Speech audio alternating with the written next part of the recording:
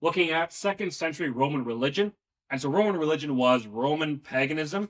And instead of looking at the long history of how that came about, we're going to primarily focus on what that looked like in the 2nd century, as I said.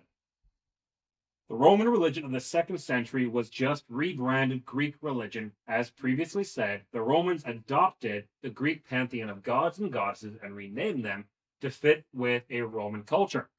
In the words of the historian Everett Ferguson, Rome was a borrower culturally and religiously, but it could put its own stamp on things. So when I say they rebranded Greek gods, when the Romans took the Greeks gods and made them their own, Zeus, who was the chief of their gods, became Jupiter. Poseidon becomes Neptune. Hades becomes Pluto. Hera becomes Juno, etc. These deities, we have to understand that Greek and Roman gods were not like the God of the Bible. Whereas we see the God of the Bible as eternal, as self-existent, as holy, as righteous. The Greek gods were more simply powerful versions of humans. They displayed many of the same failures, in fact, often more of the failures of humanity, and some of their virtues. The Greek gods are full of gods sleeping around with mortals, having children, being petty, squabbling, jealousy, what have you. So when Greeks looked at their gods, they said they're just better versions of us. Whereas when we look at our God, when we look at the God of the Bible, when we talk about God, we understand that God is wholly different from us. That He is not sinful. That He is not. He does not quabble or quarrel. He's not petty. He is not. What is the word? He is not. He doesn't have the failures that we represent, is more of what I'm saying. Greek and Roman paganism had a few key characteristics. Firstly, Roman religion was non-exclusive. And so when we say that, we mean that if I'm a Roman and I believe in the Roman pantheon, and you're a Greek, you believe in the Greek pantheon, me believing in a Roman pantheon does not exclude the validity of the Greek pantheon, or of the Egyptian gods, or of the German gods, or of the Middle Eastern gods. For the Romans, they were very okay. For that era, it was very acceptable to recognize that if I believe one thing, it does not necessarily exclude the existence of other gods or deities. The belief in and worship of a certain deity or deities does not invalidate the existence of other deities. Who does he fall? Oh, we're good. Oh, okay.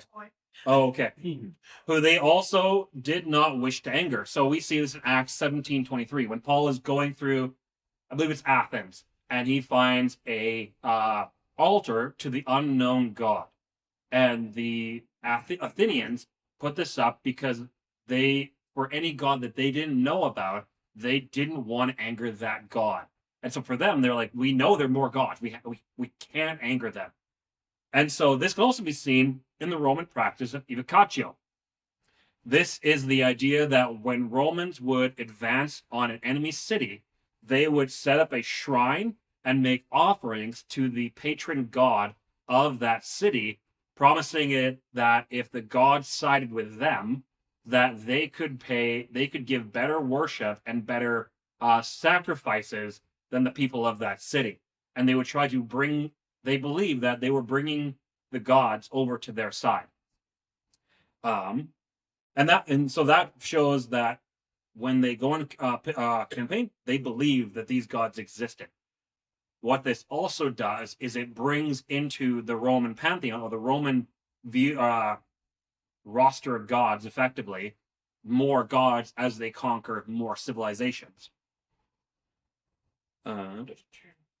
This belief would also be accepted in the ancient world when the imperial cult or the imperial religion would come to be. The imperial religion was the idea that the Roman emperor himself was divine and was worthy of worship. For pagans, for them, that was just simply adding another god to the long list of gods. So yeah, most everyone had very little issue with offering sacrifices and prayers to the emperor. However, Judaism and later Christianity would establish themselves on exclusive worship of one God and denying the existence of all other deities. This naturally created tension between these two groups. It's important to note that Judaism has always been exclusive. Christianity has always been exclusive. This means that we believe that there is one God in Trinity to the exclusion of all other rival deities. Judaism has not always believed in the Trinity, but they did believe in one God. Now, when we look at the Old Testament, we also understand that they fell short of that standard quite often. We read in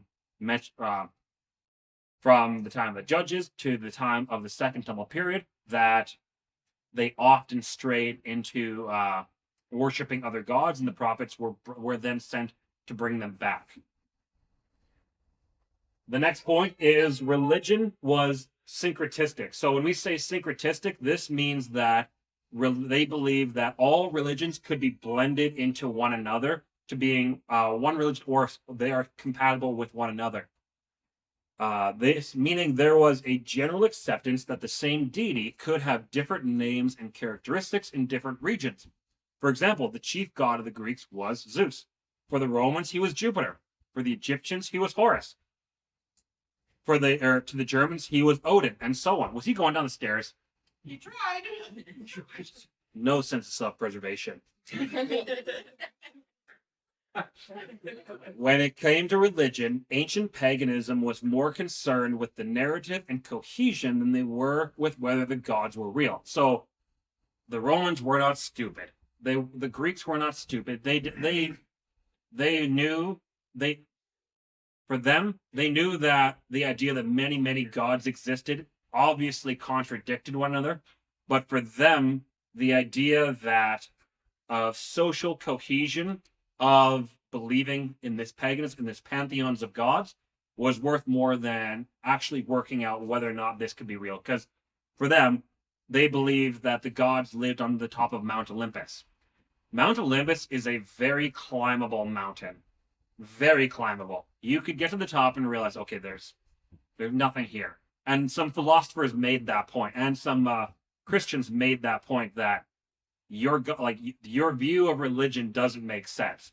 The Romans, as we'll discover later, didn't really care whether or not it made sense. They cared whether or not it could bind society together. That was their primary mission.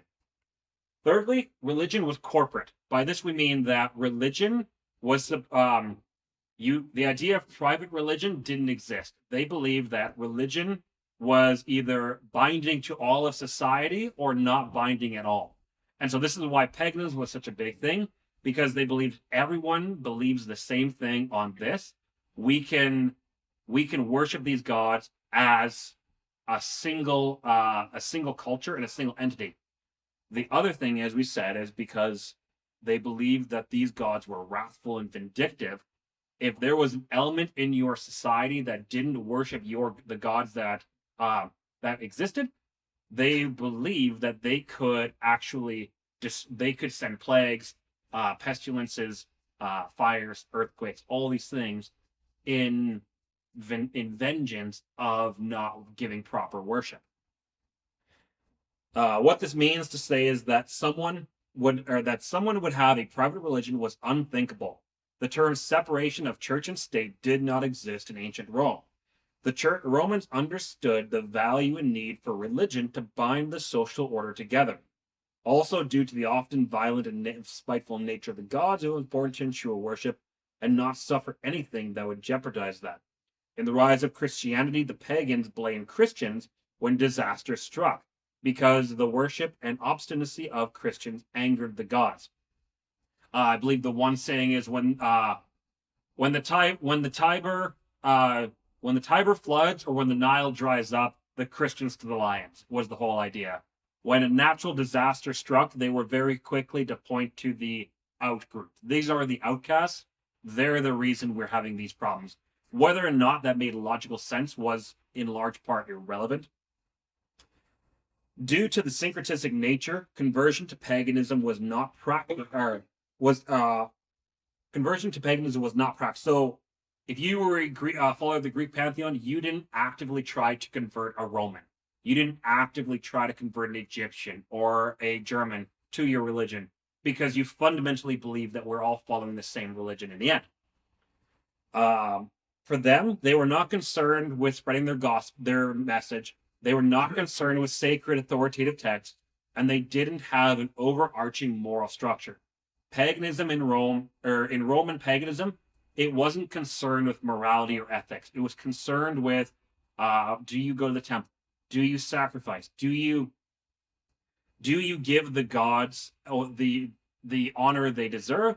And do you attend the cultural events that honor the gods? For example, the gladiatorial games, the races, the festivals to the gods. Do we attend those, or are you angering the gods by not attending? This was not the point of religion. The point of religion was not to be ethical.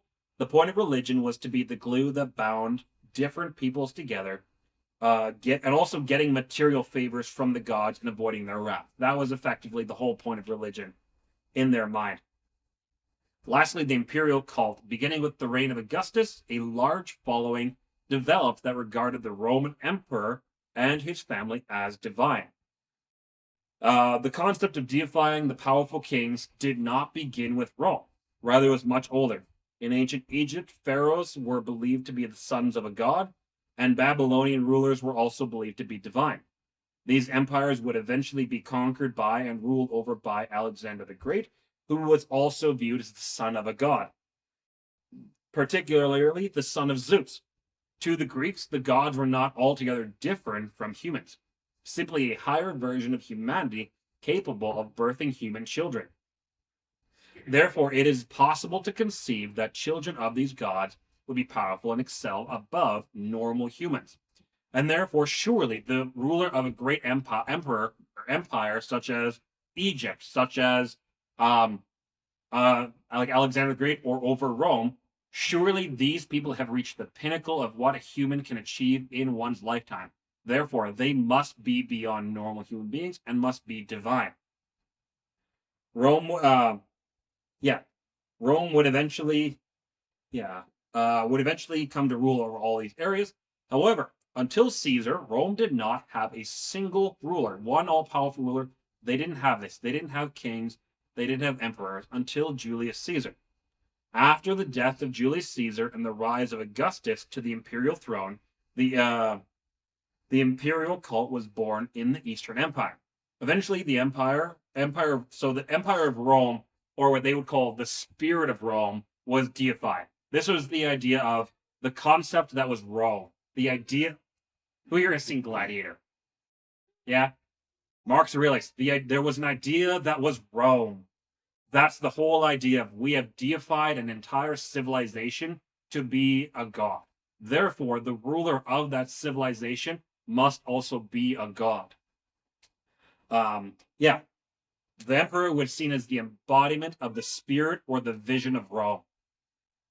The cult would have a dominant role in the 1st, 2nd, 3rd centuries and would become one of the primary antagonists of the early church, providing one of the earliest proofs to tell if someone was a Christian, if they were willing to sacrifice to the emperor or not.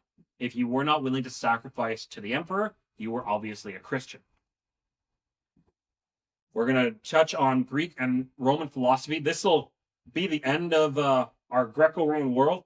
It's important to understand Greek. My wife's like, some people are going to find this a little boring. I'm like, they might. The main reason I say this is because in that world, philosophy, where religion didn't answer the deeper questions of life, philosophy did. And so philosophy would be the primary thing that the Christian teachers and apologists would actually interact with when they tried to make their point, or when they tried to defend Christianity, because philosophy was actually the thinking part of the Roman society. And so the term philosophy means love of wisdom. It refers to the study of the fundamental question about life using reason. As we discussed, religion in the ancient world did didn't bother to instruct on morality and ethics. That was left in the domain of the philosophers, who had the ability to delve or to think about the deep secrets of life. The meditations of these philosophers generated followings that continued for centuries, which would be known as the schools of philosophy. These schools of philosophy took on a religious nature for its followers. In many ways, our modern religions more resemble ancient philosophy than it does ancient paganism. Heated debates were held arguing for one or against the other, held for a certain philosophy or against a certain philosophy.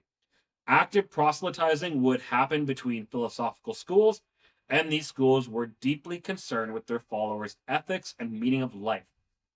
This would include, but not be limited to, knowledge. What they would discuss is knowledge, religion, ethics, reality. In the ancient world, philosophy was not just a discipline or something to think about; it was a way of life itself. The meditations of certain philosophers generated larger followings than others. Two of these being Platonism and Aristotelianism, and these would go on to be studied for thousands of years and shape the foundation of the Western world and Christian thought. The philosophical schools active in the 2nd century were the school of Plato, the school of Aristotle, the school of Epicurus, the school of Pythagoras, the Cynics, and the Stoics. The first two we're going to jump by because I have slides on those. We're going to touch briefly on what these 4 schools believed. The Epicureans, this philosophy taught many things concerning physics, such as the existence of atoms and materialism. However, regarding how one should live, Epicurus introduced the idea of ataraxia. This is the idea that life should be lived in serene calmness and free of mental anxiety. This state, they believed, could be achieved through reason and understanding that things like death and divine intervention were not in their control. The whole idea is that the best way to live one's life is to understand you can control nothing, and thus freeing yourself of any kind of mental stress about what will happen or what has happened, and that you should live in a serene and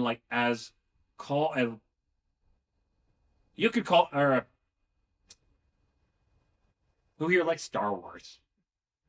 The Jedi would be Epicureans. Entirely Epicureans. They believe that you can achieve a degree of calmness through meditations in the Force and the understanding that the ways of the Force are beyond your control. That's entirely Epicureanism. There's no school of Seth. I don't know if that would be in Greek philosophy. I'm going to be entirely honest with you. The school of Pythagoras, founded by the man who produced the Pythagorean theorem, he's the one you can blame for that, is one of the oldest schools of philosophy we'll be discussing. Pythagoras believed that mathematics was the key to understanding all of reality. That if an individual was capable, he could explain all of reality through mathematical equations. He also taught that the soul was immortal, that the soul was reincarnated repeatedly, acquiring knowledge, and that humans can access this acquired knowledge. He built a philosophical school in southern Italy in the 6th century BC. This school taught that its students to live communally, prioritizing harmony, moral living, and recognizing the interconnectedness of life and the cosmos. The Cynics, allegedly founded by Diogenes of Sinope, who lived around 400 to 325 BC. The Cynics believed that clarity of mind could be attained by acting contrary to societal conventions. So then, the Cynics would intentionally commit disgraceful acts to free themselves of luxury and create hardship for themselves. These disgraceful acts also included using violent, abusive language, wearing filthy garments, performing indecent acts in society, and pretending to be mad. Diogenes, there is a story that he's in the market one day and he sees an orphan boy, or the son of a prostitute, throwing rocks into a crowd. And he tells the boy, "Stop that, you might hit your father." It's kind of that sort of thing that there's other stories like that where simply he recognizes the failures of society and then really works to expose that. And they do it through effectively showing the underbelly of society. And like he would have been a contemporary with Alexander the Great. There's another story where Alexander apparently really respected Diogenes, and Alexander said, if I were not Alexander, I would want to be Diogenes. And Diogenes said, if I were not Diogenes, I would want to be Diogenes. And that's the kind of stuff that they did. It just, and so for them, it was less about it was more about making a public statement than it was about actually pursuing meaning or like deeper meaning in life. The goal was to reveal the false nature of a constructed society and show the truth that societal conventions were simply an illusion. Lastly, the Stoics were founded in Athens by Zeno of Citium in 300 BC. The Stoics believed that logic and the pursuit of virtue was the secret to happiness. Stoicism's chief rival at the time was Epicureanism. The two shared many similarities. However, unlike the Epicureans, who believed that desire and enjoying pleasure was acceptable, the Epicureans believed that you can have a desire, you can show affection, you can show emotions within moderation. The Epicureans can believe that moderation should govern all things. You can be loving in moderation. You can be vengeful in moderation. Everything needs to be contained. The Stoics believe all emotion should be rejected. And so, to a degree, you can also see Jedis in this, but whatever. However, unlike the Epicureans, the Stoics actively tried to remove emotion from their lives, referring to emotion as an unnatural movement of the soul. Early Christianity would borrow some of the terminology of Stoicism, but not its beliefs. For the example, they borrowed from them the idea of conscience, the idea of the logos, and virtue.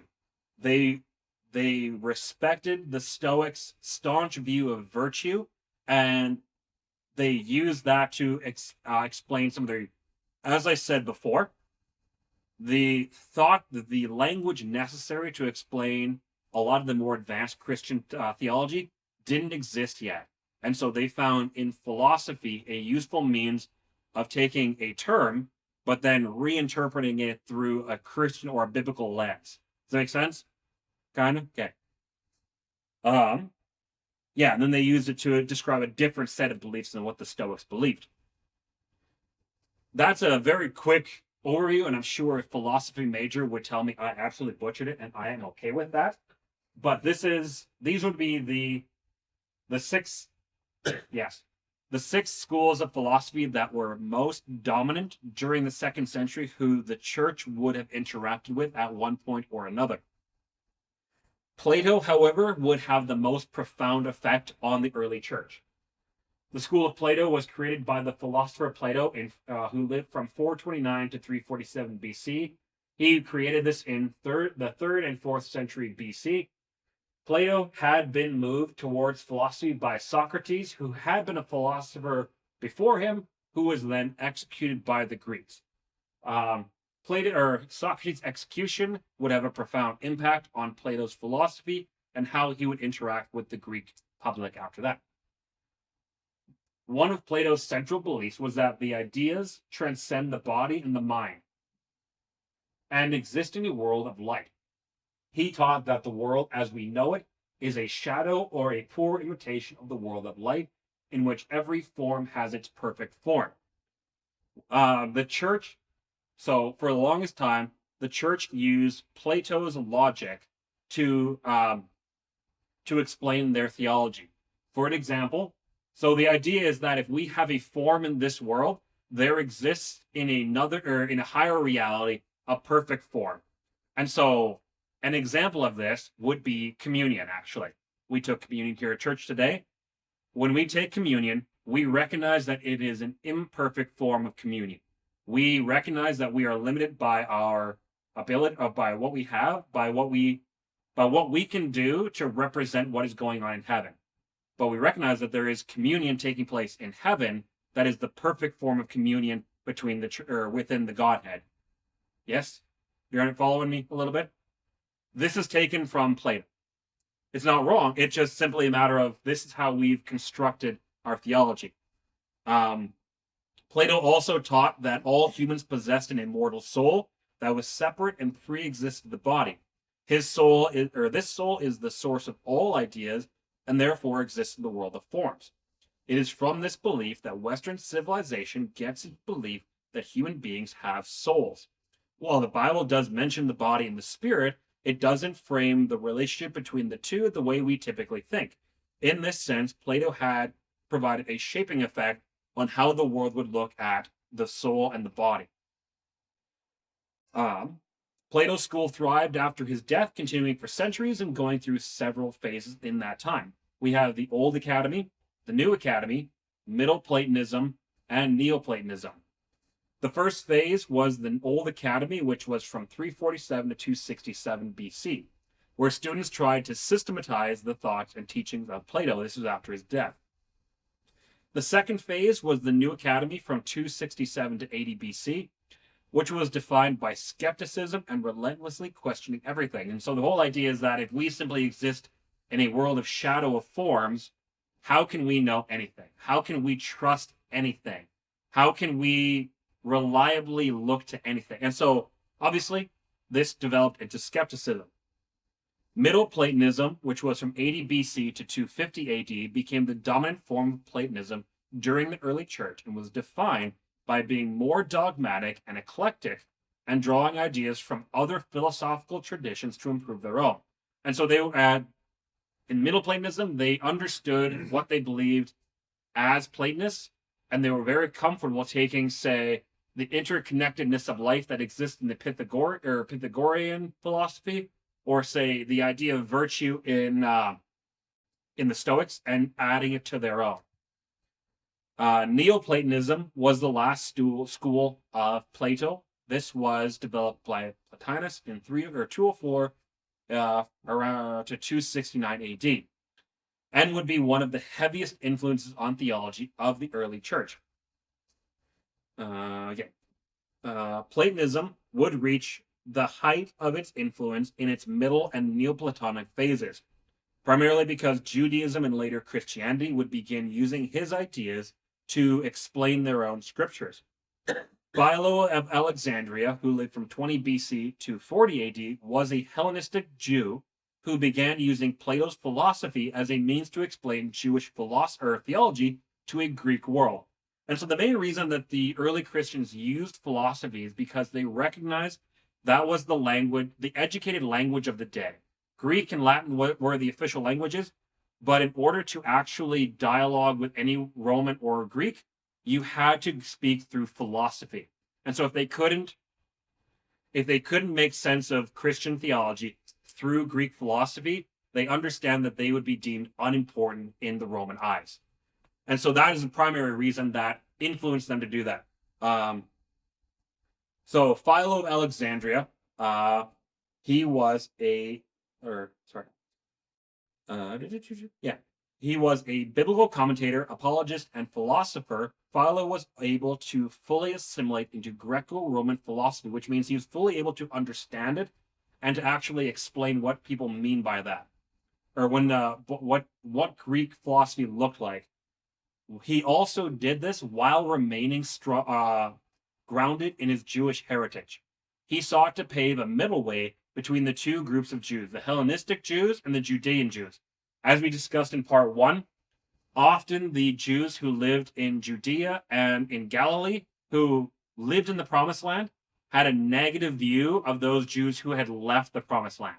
Those who lived abroad, they deemed them as being mixed too much into into non-Jewish culture, and Hellenistic Jews typically looked at those Jews living in Judea as being rustic and backwards, overly dogmatic, and they didn't view the law and the temple in the same way.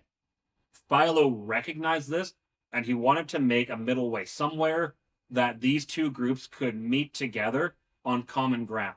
And he believed that he could do that through philosophy. He was one of the first to liken God to the logos of Greek philosophy. So the logos is a Platonic idea, or is a Greek idea that logos directly translates to idea. So the philosophers believed that the divine idea or the divine logos pre-existed the created world and therefore created all things. Early Christians and Philo used that concept to explain Jesus and God to the Greeks and made it they used that to make it applicable to them. We see we see a connection between this and the Apostle John when he writes his gospel. And John begins his gospel with in the beginning there was the Word, and the Word was with God, and the Word was God. It is understood that this is referring to Greek philosophy when he's writing this, and it implies that John may have read Philo's works. That might have been that. It's very reasonable to assume that might have influenced why he wrote that. The church fathers would also continue in this tradition. The Neoplatonic school would have a hold on the church that would continue to have influence until the 12th century AD. For example, the famous argument for God's existence, Anselm's argument, is built using a Neoplatonic logic. Has anybody here heard of Anselm's argument? Nope. It is. I'll read a little bit here. So he theorized that God is the greatest conceivable being by definition. Therefore, it is greater to exist in reality than in the mind alone. Therefore, if God exists in the mind, he isn't the greatest conceivable being. Therefore, God must exist in reality. That's a very broken down version of it. For the longest time, I would read that and I'm like, okay, I can understand where you're going with this. I understand what you're saying, but it loses a little bit of the punch that other arguments for God's existence hold. Until I realized that Anselm is writing from Platonic logic. Platonic logic says, so reading this is, God is the greatest conceivable being, by definition. It is greater to exist in the reality of higher forms than it is to exist in the world of lower forms. Therefore, if God exists in our minds, he is not the greatest conceivable being. Therefore, God must exist in the higher reality for us to understand him in this reality. Does that kind of make sense? Not really. It is hard to track because we don't follow Platonic logic anymore. We actually, as Westerners, we actually follow Aristotelian logic now, which is interesting. Like, it is interesting how these philosophers from 2,500 years ago are still influencing how we think today. An example of this is there are two paintings of Plato and Aristotle in the Vatican today. Plato is seen pointing and looking upwards into the heavens. Aristotle is seen pointing and looking downwards into to the earth, because Plato was always looking high into his theorized world of higher forms. Aristotle believed in examining the world as we see it today. We'll talk about him in the next slide. I want to emphasize that the early church deciding to use Greek philosophy to aid them in explaining theology does not devalue, undermine, or invalidate their theology. The church has always believed in using the thought forms of the region they are in to build the bridges of understanding with the people they are trying to reach. Had the church not used Greek philosophy to frame their beliefs, they would have remained an obscure sect in the Roman world. To add, the Bible also has used non-biblical thought forms to provide clarity and understanding.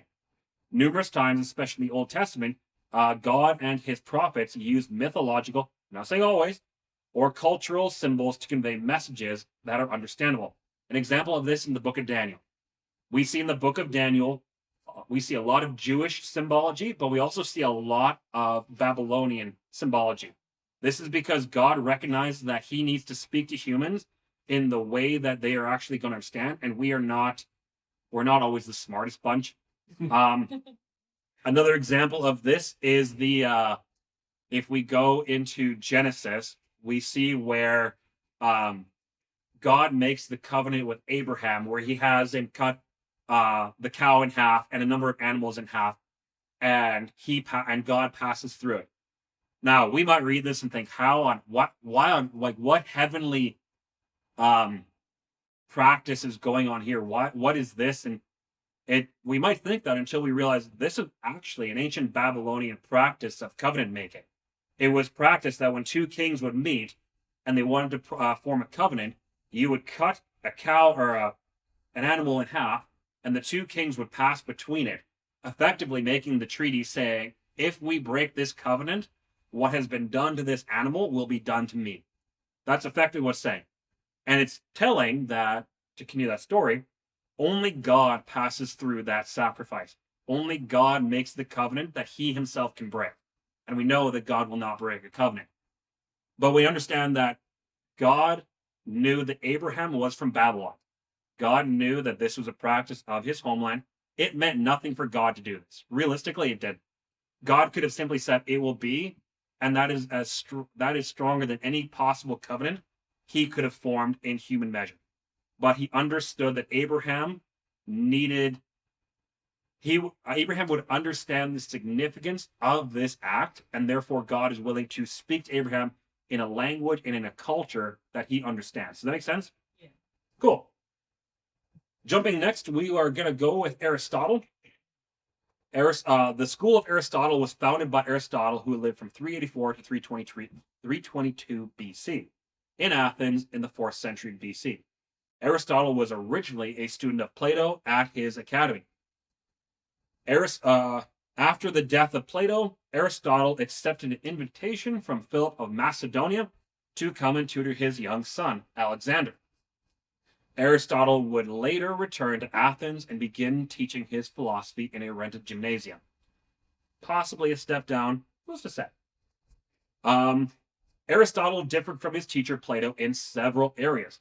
However, the most prominent divergence is that Plato was captivated with his higher reality or world of perfect forms. Aristotle, however, was more interested in the physical world and understanding the nature of things that were around him.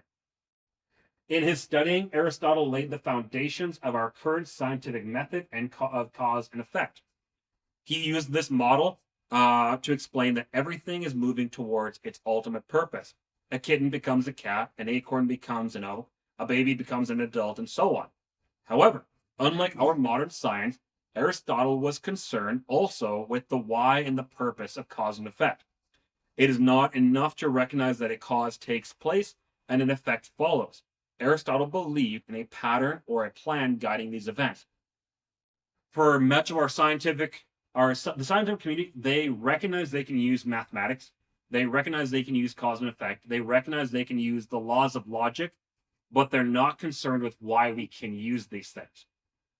This is an example of where philosophy comes in, because many of our scientists recognize that they can't actually explain why mathematics works.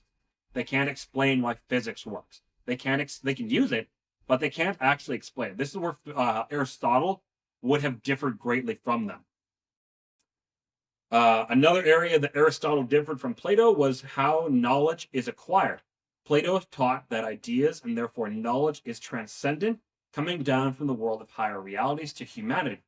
Aristotle believed that knowledge is gained through experience and the uses of our senses to discover the world around us. Aristotle also divided reason into theoretical and practical reason. Theoretical reason was concerned with truth and knowledge, whereas practical reason was concerned with ethics and moral living. Christian thinkers would carry this forward when considering theology, as we often frame theology as being both academic and practical. An example of this is we can knowledgeably know that humanity is made in the image of God, that we bear the image and the likeness of God, and therefore we are loved by God, we are sacred, and we have purpose, we have dignity. Practical knowledge is then applying that in our day-to-day life, is actually approaching every human being we meet as though they are made in the image of God. Does that make sense? Yeah. And we, like most Christians, we would understand this already, but we would understand that if you say you know something, but your life doesn't live it out, we would say you don't really know it. Yeah? Yeah. Aristotle would not have the influence on the early church that Platonism would have. However, Aristotle's influence in church history would come much later, in the 12th and 13th century, when Thomas Aquinas would reintroduce the Western world to the writings of Aristotle, shifting the philosophical foundation from Plato to Aristotle. Today, this philosophy is the dominant philosophy used by Western civilization. It has influenced heavily the world of science and history. It has also influenced the church in how we explain theology and apologetics.